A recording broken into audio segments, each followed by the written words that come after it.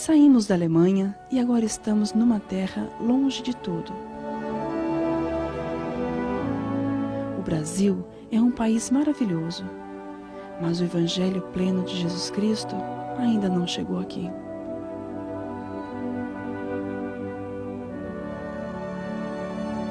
Precisamos manter acesa em nossas vidas a luz do Evangelho. O presidente Stoff, da Missão Sul-Americana, envia missionários da Argentina para o Brasil. Os primeiros membros são colonos vindos da Alemanha.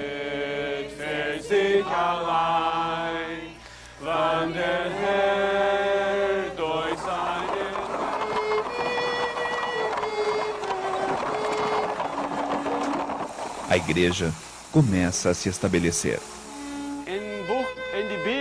Johannes 10, 16 sagte uns der Prophet. O Robert Lippelt, quer dizer, é o pai, né, dos filhos que vieram para o Brasil. É interessante a história que ele era sempre ateu, ele não queria saber nada da igreja, né? E a esposa sempre buscou o evangelho, ela e os filhos é que foram para a igreja, foram batizados na Alemanha. E a história diz, assim, resumindo, ele já queria fugir da igreja da Alemanha. Então ele imaginou ir para o Brasil, para o meio do mato, onde não tem nada, não tem igreja. E os anos passaram, ele também ficou velho, a esposa já tinha falecido. E o Lippelt foi morar com a Georgine, a filha, né, que era membro da igreja, a Georgine Lippelt Blind. E lá ele devagarinho, foi um caso interessante, ele fumava e bebia bebida alcoólica. E a minha família não proibiu isso para ele. Como ele estava lá, ele tinha acesso a isso. E de uma forma escondida, ele começou a ler, porque ele lia muito naquela época. Ele começou a ler o livro de Mórmon, que a mãe sempre deixava no meio dos jornais, deixava o livro de Mórmon, a Bíblia, Doutrina e Convênios. E escondido ele começou a ler o livro de Mórmon. Começou a ler um livro, leu outro, e a mãe espiando via que ele estava lendo. Se alguém chegava, ele disfarçava. Chegou um dia que ele chegou para a mãe, quer dizer, para a filha dele, minha mãe, né? Diz, ó, quero entregar meu cachimbo, quero entregar a bebida que ainda tenho e não quero mais beber nem fumar, eu quero ir para onde foi minha esposa, eu quero ficar membro dessa igreja. E aí realmente chamaram os missionários, e primeira palestra, segunda palestra, e nesse meio termo realmente as coisas complicaram a saúde dele e ele teve um derrame quase fatal, né? Paralisou a metade inteirinha, não andava mais, não falava mais, né? E nós tínhamos que alimentar só por uma metade dele funcionava, a outra não, né? Então só deitado, a gente tinha que carregar. E mesmo assim os missionários voltaram na época marcada e a gente pediu se ele queria ser batizado. Só deu para, bem de leve, perceber que sim. Carregamos ele para dentro da água.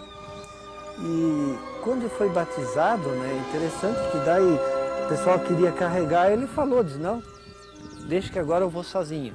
E saiu andando sozinho da água. Realmente foi algo muito, muito bonito. 1939 eram pouco mais de 200 membros no Brasil. O governo Vargas proíbe reuniões públicas em idioma diferente do português. Na época da guerra, depois era proibido falar o alemão.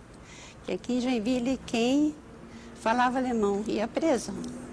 E eu cantava todos, não cantava, acho que eu berrava os hinos em alemão.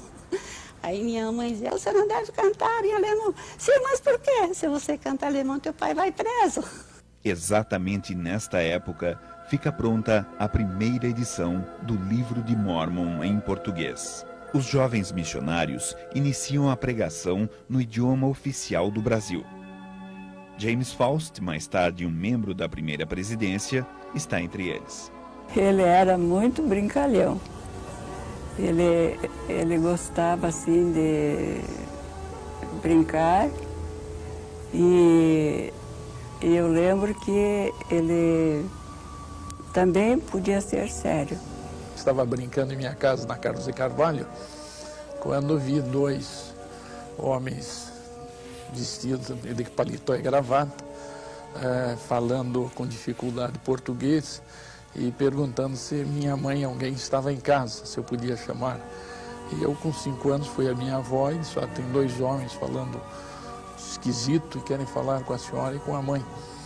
Minha avó chegou à janela e se apresentou e viu que eles falavam com dificuldade. Um deles é o Der Bangerter, que falava alemão.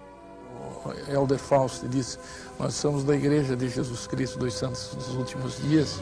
E ele, já com o ar cansado, talvez, de percorrer, e minha avó disse: eu conheço a igreja, já ouvi falar na Inglaterra, os senhores entrem. Segunda Guerra Mundial.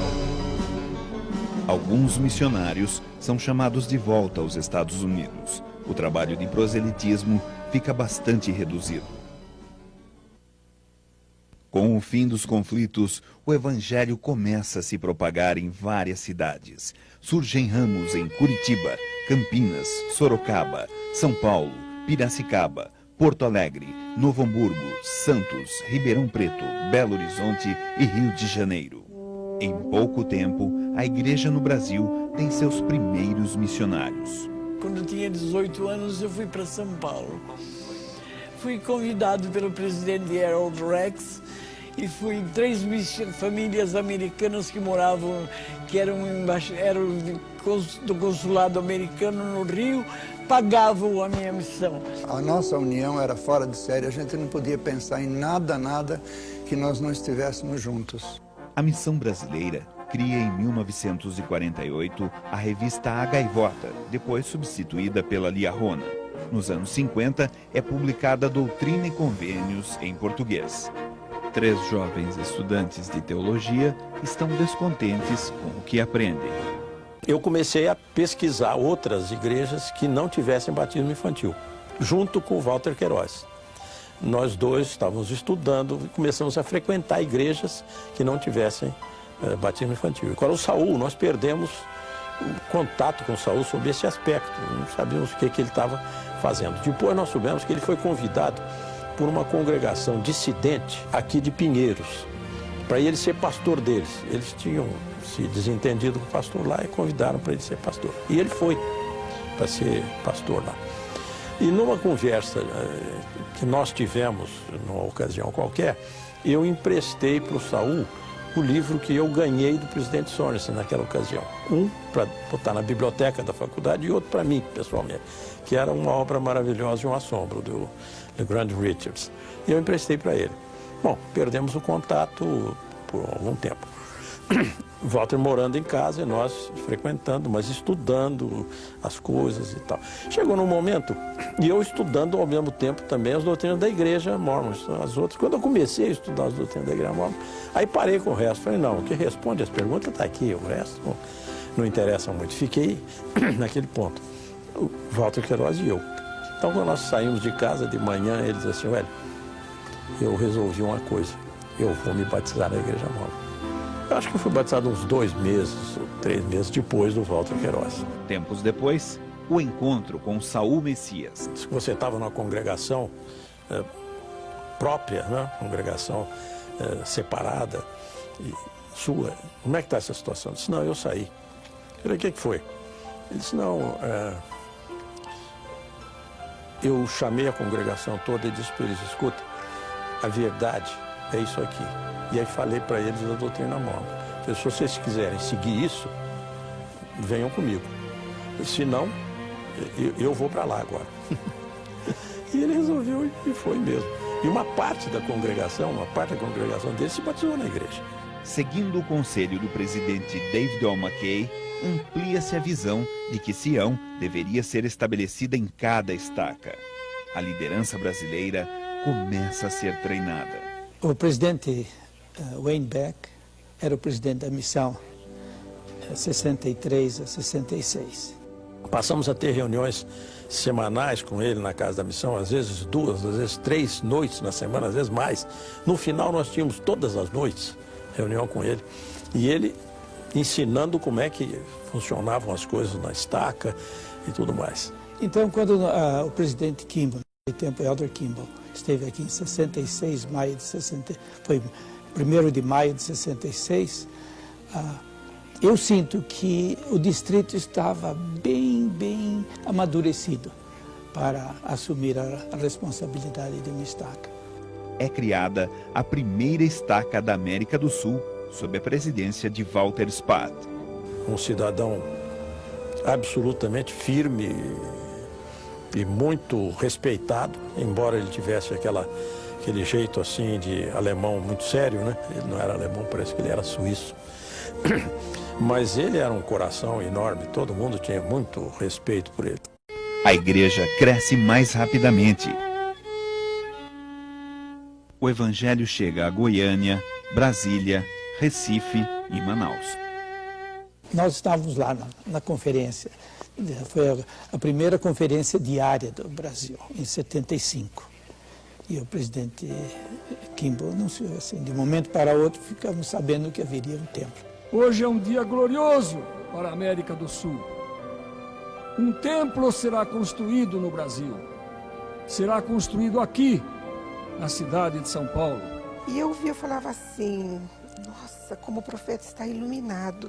E eu olhando para o profeta, naqueles lugares vagos aonde a escada, onde você descia a escada, eu via missionários. Então eu fechava os olhos e falava, não, eu não estou vendo, eu acho que eu não estou vendo isso, né?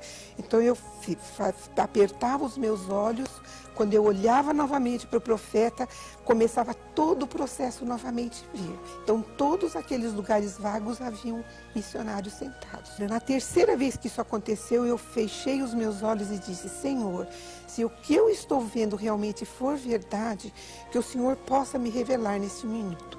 No mesmo instante, o Gilberto falou, Mami, que é o modo carinhoso como ele me chama, se você olhar bem firme para o profeta, você vai ver esse estádio todinho, lotadinho de pessoas, mesmo nos lugares vagos. Eu falei, papai, eu já estou vendo. A igreja cresce. No meio dos anos 70, já são cerca de 45 mil membros. A construção do templo tem início com a cerimônia de abertura de terra. Alguns doaram dinheiro, outros tantos dedicaram horas de trabalho na construção. A emoção indescritível não começou no dia da dedicação. Começou no dia em que estivemos aqui para a capinagem do terreno do templo. E essas experiências se estenderam ao longo da própria construção. Algumas experiências espirituais de grande valor. Eu e minha esposa vivemos entre aquelas ferragens e madeirames e etc. que iriam sustentar a estrutura do templo. Eu me lembro, na ocasião, eu anotei todas as sugestões do presidente Kimball e fui com o bispo da ala 1, o bispo Eduardo Contieri, visitar um membro inativo. E aí foi a minha primeira experiência na arrecadação de fundos. Nós fomos num membro inativo, era uma pessoa de posses, e falamos com ele, explicamos o programa de arrecadação de fundos para o templo, e ele disse, olha, eu estou disposto a contribuir, eu quero contribuir com o equivalente a $1.000. Daí eu perguntei, pô, o irmão quer fazer essas doações mensalmente, como quer fazer? Ele falou, não, eu vou fazer um cheque agora. Há um caso particular de um irmão que tinha um trabalho, uma prótese de ouro, né, na sua dentadura, e retirou essa prótese e doou para a igreja. Em 1978, depois de um mês de visitação pública, o Templo de São Paulo é dedicado pelo presidente Spencer W. Kimball. Eu me senti muito feliz com isso. Seria triste por resto da minha vida se não pudesse ter participado de alguma forma das coisas que estão feitas aqui no templo.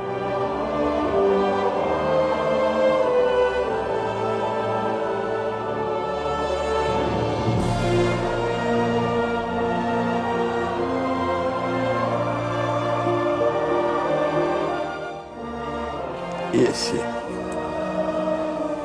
foi um momento muito importante para cada um de nós. Eu já com 4 filhos e podendo entrar no templo com os 4, para selar os 4 a nós, foi assim uma coisa que realmente não era uma coisa esperada.